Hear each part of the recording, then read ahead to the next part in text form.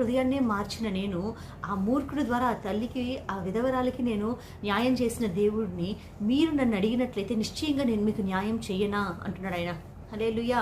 అంతేకాదు, నిజంగా మనల్ని మన దేవుడు ప్రేమిస్తున్నాడు కనుకనే మనం విడవక ఆయన్ని అడిగినప్పుడు ఏది కూడా అసాధ్యమన్నది లేదటండి. సమస్తము దేవునికి సాధ్యమే.